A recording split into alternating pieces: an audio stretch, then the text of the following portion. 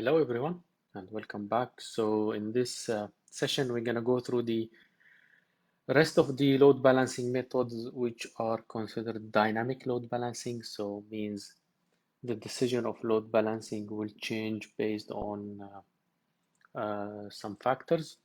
Let's see least connections. The first one is the least connection. It could be on member or it could be on node, and the same logic apply here between the difference between node and member that we explained in the static load balancing.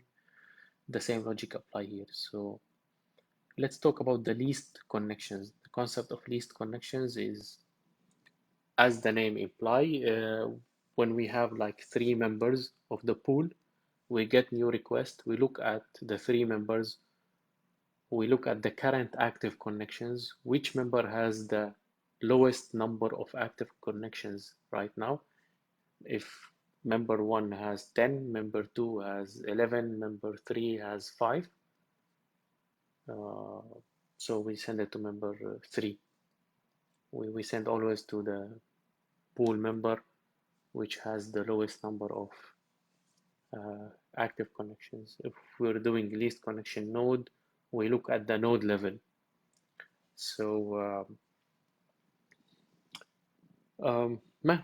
let's take a whiteboard discussion here and explain again the difference between the pool and the node. So let's take a pool 1, node 1, node 2, node 3.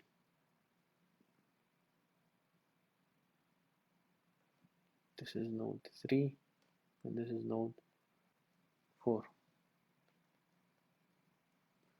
So as we said, node 3 is a server with 2 applications running on the server.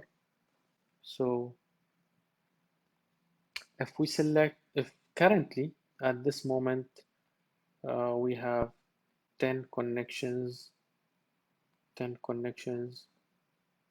and let's say 3 connections on node 3, and then we have 8 connections here, and we have 10 connections here. Now if we are doing least connection on the member on both pools, pool 1 and pool 2, and we get a new connection, we'll go to server 3 on pool 1, even new connection on the application 2 will go to node 3 within the context of pool 2. Now if we are talking about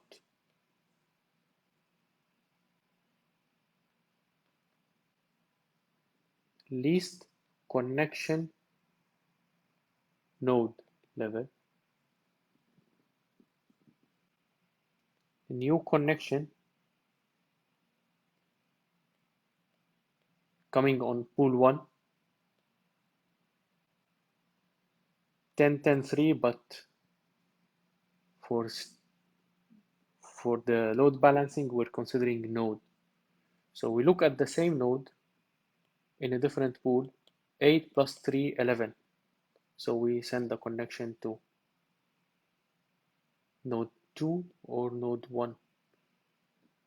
We don't send it to node 3 because yes, within the pool 1 the node 3 is handling 3 connection, but within pool 2 we have node 3 handling 8 connections. So it's not considered the least connection within pool 1 because the fact that we are using the least connection on the node level. So we look at the number of active connections on the node within the context of all pools where this node is member.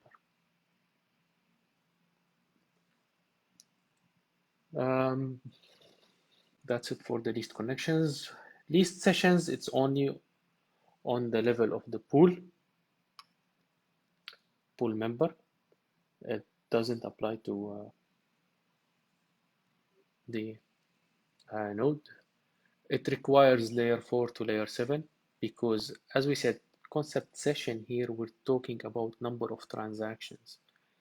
So we may have user 1. Let's go back to the whiteboard and do a quick drawing.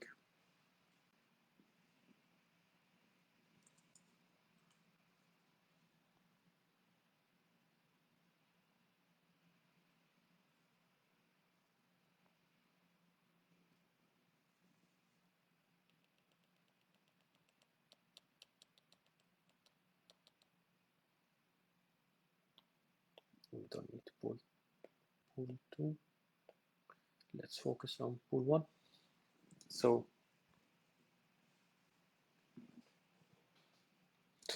we have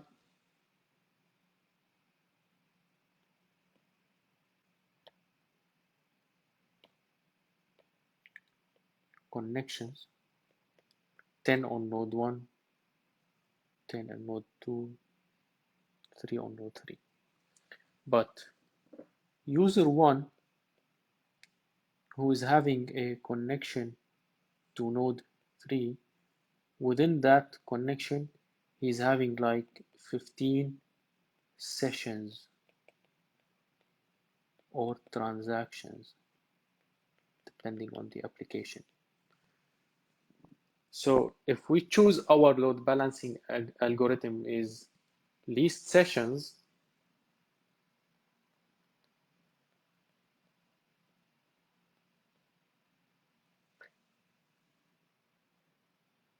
here we will not only look at, we will not actually at all look at the connection number. We need to look at the number of sessions. So let's say for node 1 and node 2, we have 10 connections and it is actually 1 session per.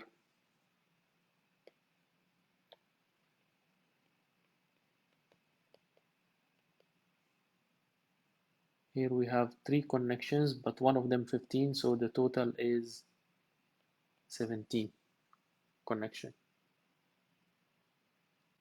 So when we have a new connection, it will go either to node 1 or to node 2, because the total number of sessions inside the connections open to each node will be considered. On node 3, yes, we have only 3 connections, but one of them is opening 15 sessions, 15 transactions. So total transactions on node 3 is 17, while on node 2 and 1 is still 10. So we round robin any new connection coming, we round robin between node 1 and 2 until they reach 17, or maybe until the user on node 3 drop the connection. So we have less sessions. So then server 3 or node 3 will be considered again as part of the load balancing decision. Again, it requires L4, L7 profile. We're going to see the profiles in upcoming section. Dynamic ratio, this is also for pool members, but dynamic ratio requires an agent on the server. So you have to go to the server and install agent, SNMP, data collection agent. So it's called SNMP data collection agent. The agent will be reporting back to the LTM the utilization information about the CPU, memory, and disk performance. So this agent will provide CPU, memory, disk performance information to the LTM, and based on that, LTM will assign ratio to the server. So the more we have utilization on the server, the LTM will reduce the ratio. If we are to take an example here, so we have node 1 and node 2. So let's say currently at this moment we have 80% utilization on disk and memory, while on node 2 we have 40%. Once reported to the LTM, so the LTM will dynamically say, you know what, your ratio is 1, your ratio is 2. Now, after maybe 1 minute, the utilization here dropped to 40, and here become 80. Then the LTM will say, you know what, now your ratio is 2, while your ratio is 1. So it's a dynamic ratio based on the utilization metrics that we get from the SNMP agent installed on the server. The disadvantage is it requires an agent to be installed on the server, which is not always something server admin would like to do.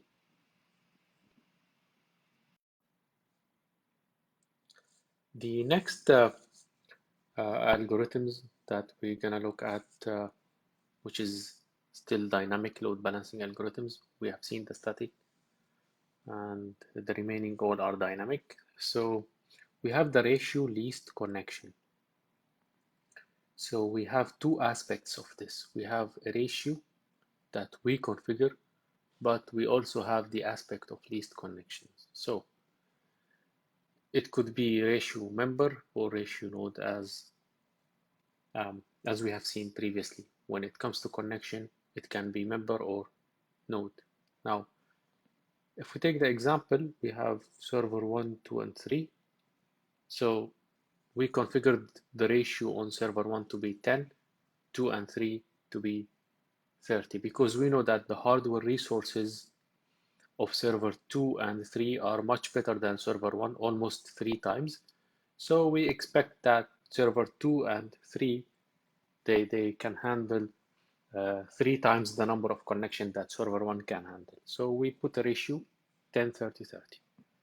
Now, if we are now seeing the number of connections, and we see active connection on server 1, 7, on server 2 and 3, we see active connection 11. So what will happen if we get new connection?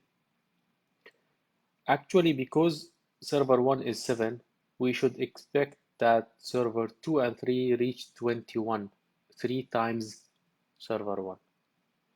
So any new connection definitely will not go to server 1. It has to go to server 2 or 3 now. Will it go to 2 or 3? Now, because they are equal currently in number of connection, it will be round robin, 1 here, 1 here, 1 here, 1 here, until we bring them up to 21. But if the case, for example, is like this, on server 2 we have 15. So when it comes to ratio, they're equal. But when it comes to least connections factor, we see that server 3 has less connections. So any new connection coming now will go to server 3 because it has less connections. So this load balancing algorithm is good for dissimilar servers that they have unequal hardware resources. So you can match the ratio depending on the hardware resources available.